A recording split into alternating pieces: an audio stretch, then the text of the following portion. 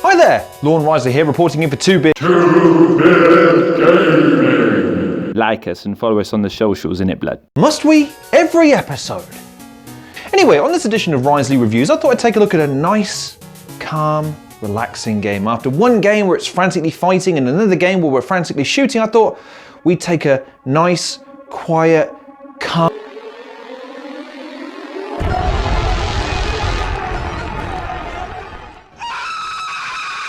DISTRAINT is a 2D psychological horror adventure game for PC. In order to secure a partnership in a famous company, Price seizes the property of an elderly woman. In that very moment, he finds out the price of his humanity. Released on the 21st of August 2015 and recently ported to Xbox One and PlayStation 4, a game by Jesse McCannon, DISTRAINT is a game where you step into the shoes of an ambitious young man named Price. It's a dark and grim game, but it also has its share of dark humor too. The story progresses quickly, which allows for several settings and scenarios. Your journey will last around 2 hours. The gameplay is simple but effective. You move left and right and solve puzzles to progress through the atmospheric story.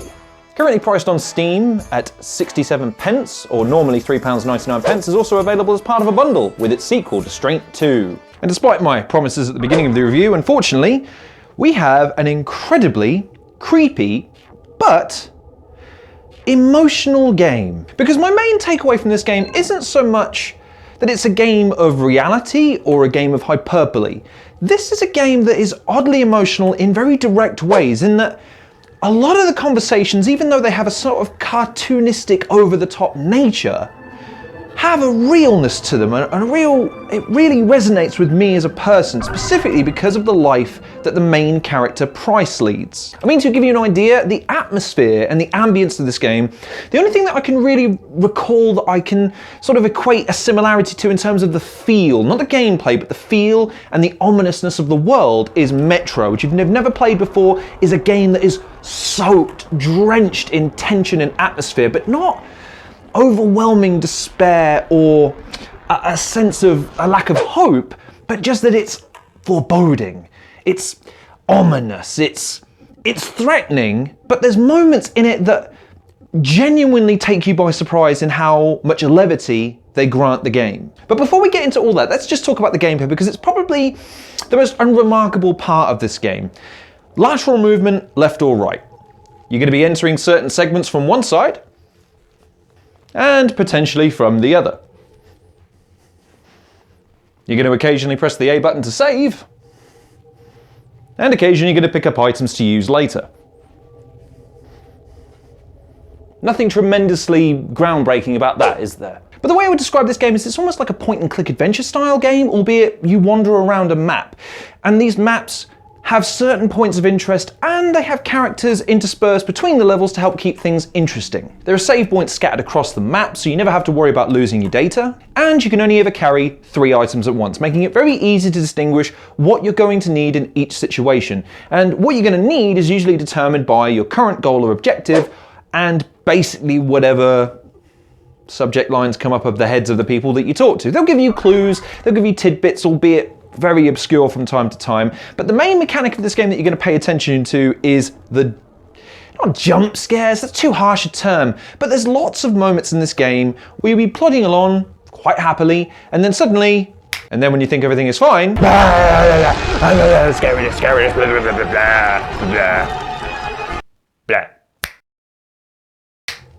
and then back to normal it goes. It's kind of a weird dynamic, and you get used to it from a time, because it's more psychological than horror-based, albeit there's plenty of gore in this game, but that's offset by the graphics and presentation of this game.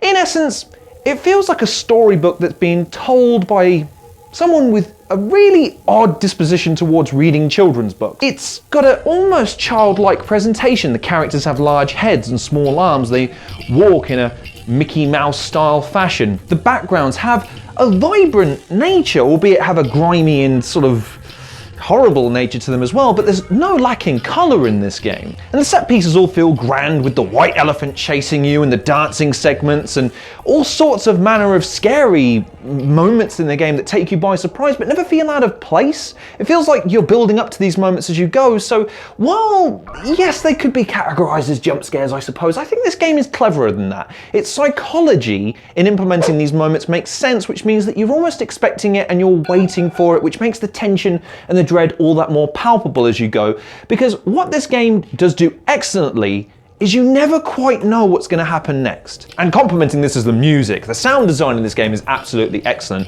No voice acting whatsoever, so there's none of that poor voice acting crap to distract you, but the music and the set pieces that the music all builds to is fantastically tense, but yet again broken up with moments of levity that help add a degree of relief in those moments where you're thinking, I'm not sure I want to play anymore. But this all comes back to what I think this game has done much better than many other games that I have played.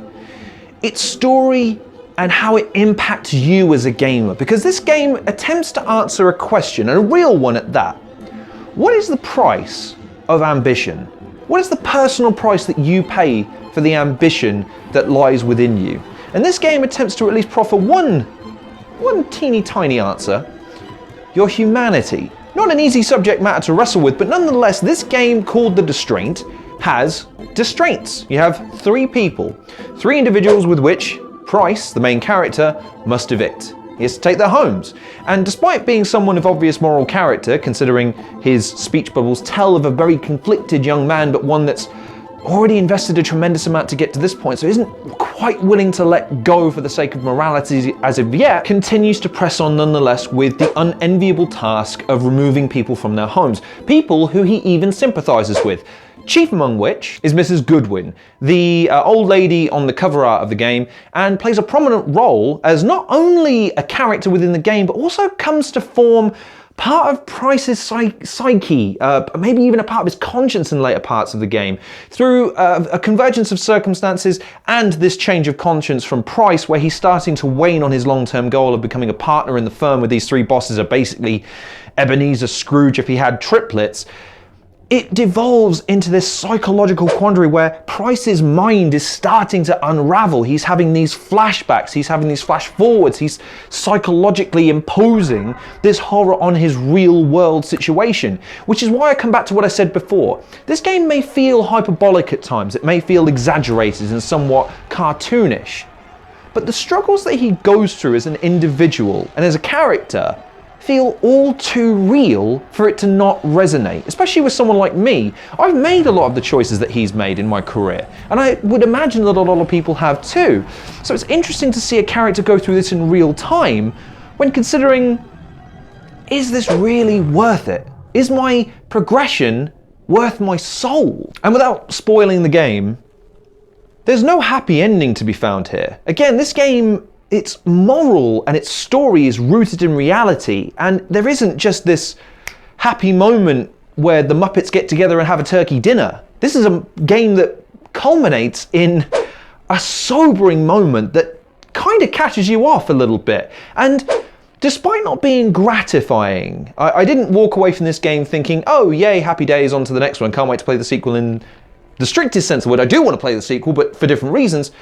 It's certainly the same sort of feeling that I got when I played the ending of BioShock Infinite. That sense of, you're sad, but you understand that this is, in effect, the culmination of Price's story, and it has to be that way. And again, sad is understandable and real. And again, that's why I would say playing this game for its gameplay and being annoyed that there's not a lot of action, there's not a lot to the gameplay beyond the puzzle-solving elements, which in of themselves, there's a couple of levels that present a bit of a challenge, but with enough grinding you can work through the puzzle easily enough.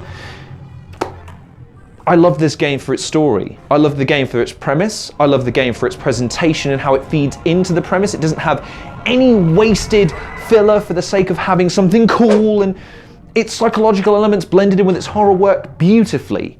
And it's faultless in terms of how it's been designed and implemented, with maybe just a couple of exceptions. It would be nice to have a run button. I mean, going back and forth between the corridors when you're trying to figure something out is a bit annoying. But again, I imagine this is a conscious choice by the developer to make sure that you can't just run away from anything that scares you. But nevertheless, the characters in this game are beautifully done, even though they don't speak a word. The presentation of the world is great. It's reasonably priced. And best of all, there's a sequel which promises to be just as good as this one. Well, what do you think? Distraint, have you played it? What did you think? Leave us your thoughts in the comments section below, and have you played its sequel that's out recently? I'm certainly looking forward to having a gander at it, and I would imagine, having seen this review, you would too. If I'm going to give it a rating, I'm going to give it an 8 out of 10. It's absolutely fantastic from a storytelling and presentation perspective, but lacks sorely in terms of gameplay and fun. So if you're looking for something that's got more action to it, this isn't the game for you. However, if you are looking for a game that's going to resonate with you and isn't going to take that long to complete, again, 2 to 3, maybe even 4 hours if you struggle on some of the puzzles, isn't a negligible amount of gameplay time, but it's certainly nothing that's going to take up your life either. It's a good, solid game, and I would highly recommend it if you haven't checked it out. But I've been Lorne Riseley for Two Beard Gaming. Thank you very much for watching this edition. Please stay tuned for other content on the channel and go and check us out over at twobeardgaming.com. Take care of yourselves, and I'll see you soon.